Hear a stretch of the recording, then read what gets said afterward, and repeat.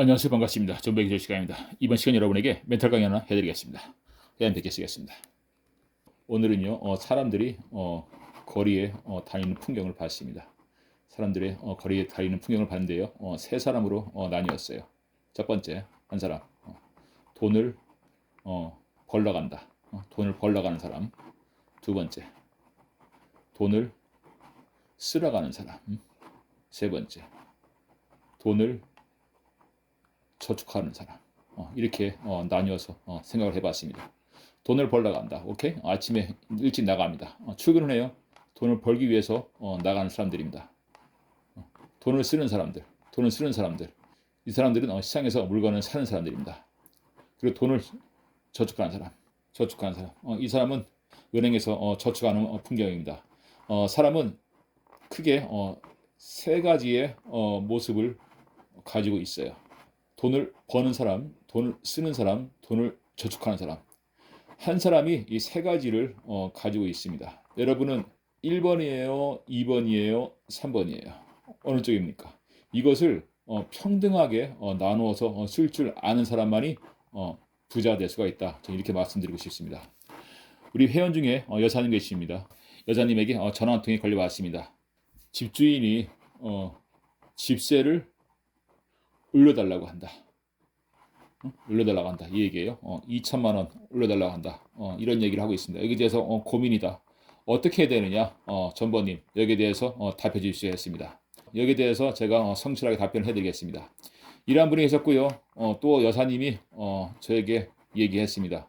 어머니가 국수 장사를 하십니다. 식당을 하세요. 식당을 하시는데 어머니가 식당을 곧 관두게 됩니다.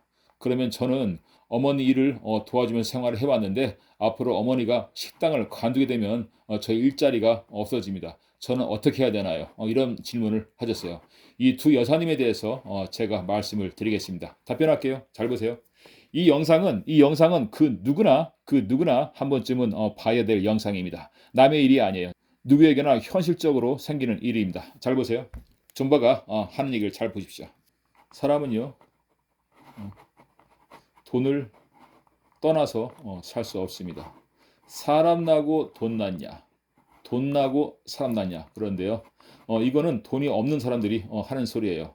사람이 돈을 만들었어요. 왜? 살기 위해서 만들었습니다. 살기 위해 돈을 만들었는데 돈을 벌어들여야만이 살 수가 있습니다. 왜? 벌어들여야만이 돈을 쓸 수가 있으니까 그렇습니다. 그러면은 돈을 어떻게 하느냐? 돈을 통치를 해야 됩니다. 여러분들이 잘 보세요. 돈을 돈에 대한 압박감 이것이 생기는 이유가 돈 통치를 잘못해서 압박감이 생기는 겁니다. 돈은 누구에게나 모질라요. 아무리 큰 부자도 돈은 모질라게 되어 있습니다. 10억 있는 사람은 100억을 바라보고 있고요. 100만 원 있는 사람은 1000만 원을 바라보고 있습니다. 무한대요. 돈은 무한대입니다. 모질라요. 항상 모질랍니다. 근데 어떻게 통치해야 되느냐? 크거나 작거나 돈이 많거나 적거나 상관없습니다. 돈을 통치를 잘못하면은 돈에 대한 압박감을 느낄 수밖에 없습니다. 여기에 대해서 제가 설명을 해드리겠습니다. 잘 보세요. 잘 보세요. 어, 사람이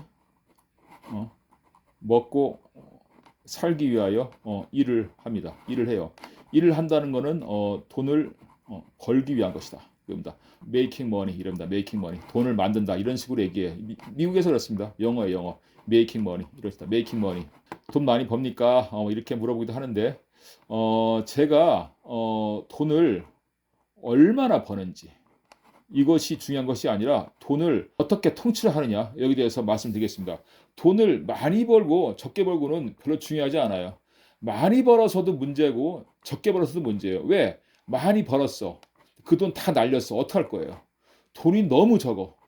나간 돈이 많아. 어떡할 겁니까? 여기에 대해서 설명해 드릴게요. 어떻게 통치해야 되는지 설명해 드리겠습니다. 자, 사람이 일을 해요. 일을 합니다. 일을 하는데 월 400만 원의 수입이 있다고 가정합시다. 따지기 좋게 월 400만이라고 말을 해볼게요. 400만이라는 돈을 받고 있다 이거예요. 일을 하는데 직장생활이라고 할게요. 직장생활. 가장 힘 있는 돈이 월급이에요. 월급. 월급입니다. 가장 위험한 돈이 사업해서 벌어들인 돈입니다. 월급이 왜 힘 있는 돈이냐? 정해진 금액이 제 날짜에 딱딱 들어옵니다. 그러니까 가장 힘 있는 돈이에요. 그 어떠한 일이 있어도 월급은 제 날짜에 딱딱 들어와요. 그러니까 사업하는 사람들은 월급 받는 사람들을 부러워합니다. 하지만 월급 받는 사람들은 사업하는 사람들을 좋아해요. 왜? 큰 돈을 벌 수가 있어요. 정해진 돈은 아니다 하더라도 큰 돈을 벌 수가 있습니다. 하지만 사업해서 벌어들인 돈이 왜 위험하느냐? 부도가 날 수가 있고요. 정해진 금액이 없습니다. 나간 돈이 많아요. 내가 받아들인 돈은 적습니다. 이러다 보면은 돈을 메꿔서라도 자신의 그 사업 시스템을 돌려야 되는 부담감도 있습니다. 여기에 대해서 제가 누구든지 똑같이 어떻게 돈을 벌고 어떻게 써야 되는지 한번 설명해 드릴게요. 평균적으로 400만이라는 돈을 가지고 수입이 생겼다. 이 돈을 가지고 어디 사용해야 되는지 이에 대해서 말해 보겠습니다. 400만이라는 돈이 있다고 합시다. 월급으로 매달 400만이라는 돈이 들어온다고 얘기를 해봐요. 그러면요 400만 원 중에서 첫 번째 100만 원, 두 번째 100만 원, 세 번째 100만 원, 네 번째 100만 원 이렇게 400만 원을 4등분을 해야 됩니다. 4등분을 해서요. 첫 번째 100만 원은 자신의 한 달 생활비로 써야 된다. 이렇게 말씀드릴 수가 있겠어요. 생활비, 한 달 생활비. 한 달 동안 지출할 수 있는 금액이 100만 원이 넘으면 안 돼요. 아이들 학원비, 그리고 자신의 기름값, 그리고 여가 선용비, 기타 취미 활동, 문화생활 여기에 대한 들어가는 돈이 한 달에 100만 원이 넘으면 안 된다. 이겁니다. 이것이 제가 돈을 통치하는 규칙 중에 하나입니다. 400만 원일 경우에는 100만 원 가지고 생활을 해야 돼요. 그럼 두 번째 100만 원은 무엇이냐? 이것은 집세를 내는데 돈을 써야 됩니다. 집세를 내는데. 내가 집이 있다 이거예요. 그렇다 하더라도 이 사람은 분명히 대출금이 있을 것이고 전세를 산다 하더라도 이 사람은 분명히 대출금이 있을 것이며 월세를 산다 하면은 분명히 이 사람은 월세를 그 달에 꼬박꼬박 내야 합니다. 대부분의 사람들이 90% 이상이 은행에 대출금을 가지고 있어요. 이것이 바로 집세입니다. 집이 있다 하여 이 사람이 집이냐? 그렇지 않아요. 은행에서 대부분의 사람들이 대출을 받고 돈을 꾸어나가고 있습니다. 전세를 산다 해서 이 사람이 집이 없냐? 그렇지 않아요. 분명히 이분은 신도시에 큰 집 하나를 마련해 놓고서 세컨하우스에서 전세를 사는 사람들이 많이 있습니다. 월세를 산다 해서 이 사람이 가난한 사람이냐? 천만에. 이 사람은 집이 한 채, 두 채 있으면서 그 집을 가지고 재테크를 하고 있을 거예요. 이렇게 두 번째 100만 원은 집세를 내는데 돈을 써야 된다. 이렇게 말씀드리고 싶고요. 세 번째 100만 원. 세 번째 100만 원은 공과금을 내는데 돈을 써야 합니다. 공과금, 전기세, 물세, 통신료, 기타 매달 들어가는 공과금을 이 돈에서 내야 됩니다. 아파트에 살면은 아파트 관리비도 이 돈에 포함이 되겠죠. 100만 원 정도의 돈은 분명히 공과금으로 써야 된다. 이 말씀 드리고 싶고요. 네 번째 100만 원, 마지막 100만 원은 무엇이냐? 이것은 저축입니다. 그 다음 달을 위하여 저축을 분명히 해둬야 돼요. 한 달에 400만이라는 돈을 못 받는데 어떻게 하냐 할 경우에는 200만이라 하면요. 첫 번째 50만 원, 두 번째 50만 원, 세 번째 50만 원, 네 번째 50만 원 이렇게 50만 원씩 4등분을 해서 해야 됩니다. 200만 원을 번다 하면은 한 달에 50만 원 이상 돈을 쓰면 안 됩니다. 오케이? 돈을 쓰면 안 돼요. 200만 원을 벌면은 50만 원짜리 월세에서 사야 정상입니다. 세 번째 50만 원은 그 사람의 공과금이고 네 번째 50만 원은 저축이다. 이렇게 말씀드릴 수가 있겠습니다. 다시 볼게요. 잘 보세요. 돈을 통치하는 방법 이렇게 얘기할게요. 잘 보세요. 직장 생활하는 사람들은 자신의 직위가 언제 없어질지도 몰라요. 여사님이 그랬죠. 어머니가 국수집을 하십니다. 어머니가 곧 식당을 그만둔대요. 저는 지금까지 어머니 식당에서 일을 돌봐주면서 생활비를 탔었습니다. 어머니가 식당을 그만두게 되면은 나의 직업도 없어지게 됩니다. 어떻게 됩니까? 이런 얘기를 했어요. 이때 여사님에게 드리고 싶은 말씀이 있습니다. 어머니 식당 일을 돌봐드리면서 받은 수입이 있을 거예요. 이것을 4등분을 해서 똑같이 진행합니다. 첫 번째, 두 번째, 세 번째, 네 번째 해가지고 진행을 하는데 이 미국 같은 경우는요 주로 주급으로 돈을 받아요. 이 영상을 있잖아요. 미국에 거주하시는 분들도 이 영상을 꼭 참조하시기 바랍니다. 미국 어느 주에 살던 미국 같은 경우는 주급으로 돈을 받아요. 그렇기 때문에 미국 같은 경우는 제 영상에 나오는 이야기가 이해가 쉽게 될 거예요. 주급제니까. 첫 번째 주급은 한 달 생활비로 써라. 두 번째 주급은 월 렌트비로 사용하라. 세 번째 주급은 공과금으로 사용하라. 네 번째 주급은 세이브를 하라. 이겁니다. 미국에 계신 분들 잘 보세요. 잘 보세요. 미국에 계시던 유럽에 계시던 이 영상 보시는 분들은 자신의 수입을 네 등분해서 매주 나오는 돈으로 나눠서 진행해라 이 얘기입니다. 미국 같은 경우는 주급이라서 캐시플로우가 빨라요. 그렇기 때문에 불경기를 쉽게 극복할 수 있어요. 하지만 한국 같은 경우는 한 달에 한 번씩 나오기 때문에 한 달 동안 참여야 됩니다. 그렇기 때문에 돈을 분명히 분별력 있게 나눠서 사용하라 이겁니다. 그러면은 내가 지금 있잖아요.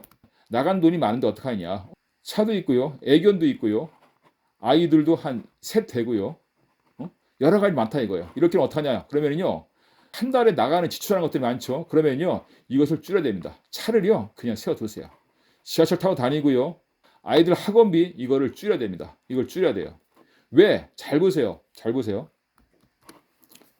돈이 없다. 돈이 없다. 돈이 없어서 인간 활동 못하냐 이거예요. 맨날 그러면 지하철 타고 다녀야 되고 애들 보내는 피아노 학원, 영어 학원, 수학 학원 보내지 않고 집에서 있어야 되고 기르는 애견은 어떻게 되냐 이렇게 얘기를 하는데요. 자신의 처지에 맞게 돈을 써야 됩니다. 쓸 줄만 알아, 쓸 줄만. 버리는 안 돼. 그러면요 진짜 쓸지도 않은 방법을 생각을 해봐야 됩니다. 남들이 쓰는 거 그대로 카피하면 안 돼요. 남들이 안 쓰는 것을 카피를 해야 됩니다. 카피를 해야 돼요. 이건 분명히 수입이 적다 하면은 자동차는 분명히 주차장에 세워놔야 되고요. 애들 학원비는 분명히 줄여야 됩니다. 이것을 극복하기 위해서 어떻게 하느냐? 그러면요 투잡을 뛰는 수밖에 없어요. 일을 많이 하잖아요. 그러면은 지출이 덜 들어갈 수가 있습니다. 왜? 식대비를 많이 나가는데 식당에서 일을 하면은 식대비가 줄어들고요. 야식을 하는데 야간에 일을 하면은 야식비가 줄어듭니다. 돈은 분명히 여러분의 컨디션에 맞게 사용을 해야 된다. 이렇게 말씀드릴 수가 있겠습니다.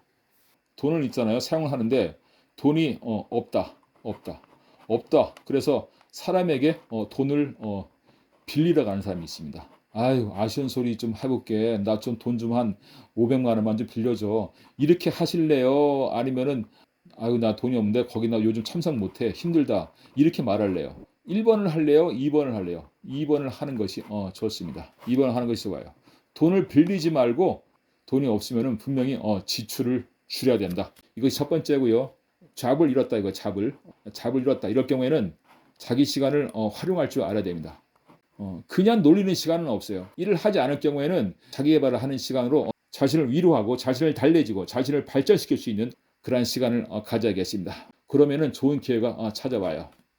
저에게 문의하신 두 여사님 집세에 대한 것 그리고 직업에 대한 것 이 두 가지 문의하신 분들에게 주파수 번호를 제가 매겨놨어요. 이분들에겐 순조롭게 일이 해결될 거다 이렇게 보고 있습니다. 제가 영상에 주파수 신호의 결과에 대해서 영상을 많이 올리지는 않고 있는데요. 전화가 굉장히 많이 오고 있습니다. 하루에 10통화 이상씩 오고 있어요. 매우 좋아졌다. 좋은 일이 생겼다. 이것이 다 초록력 주파수 결과 덕택이다. 이렇게 스스로 인정하면서 좋아하는 분이 많이 계십니다. 존버의 초록력 주파수 이것은 워킹이 되고 리절트를 볼 수가 있다. 이겁니다. 반응 후 결과가 있다. 이겁니다. 이번 시간에 여러분에게 자신에게 주어진 돈을 어떻게 통치하는지 네 등분을 하여 나누어 써라 이렇게 말해봤습니다. 다시 한번 말씀드릴게요. 잘 보세요. 이 영상은 한 번으로 끝내겠습니다. 첫 번째, 월 수입을 네 등분하여 돈을 통치하라 이겁니다.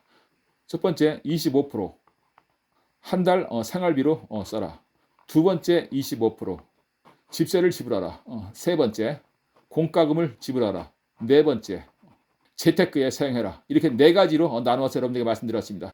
너무나도 쉬운 돈 통치 방법입니다. 전 세계에 계신 여러분들에게 말씀드리고 싶어요. 경제적인 자유. 경제적인 자유 많이 찾죠? 경제적인 자유. 이것은 거짓입니다. 경제적인 자유는 절대로 잊을 수가 없어요. 경제적인 자유는 언제 누리느냐? 죽어야 경제적인 자유를 누릴 수 있습니다. 경제적인 자유는 절대로 누릴 수가 없어요. 아무리 많은 돈을 번다 하더라도 경제적인 자유는 가질 수가 없습니다. 얼마 벌고 적게 벌고가 중요한 것이 아니라 어떻게 쓰고 어떻게 세이브하고 어떻게 사용하느냐에 따라 달려 있습니다. 존버의 돈 통치 방법에 대하여 영상 올려요. 존버의 돈 통치 방법이 경제적인 압박감을 줄이는데 많은 도움이 되겠습니다. 오늘 영상 이걸 마치고요. 영상에 대해 궁금하신 분들은 존버에게 언제든지 전화 주세요. 감사합니다.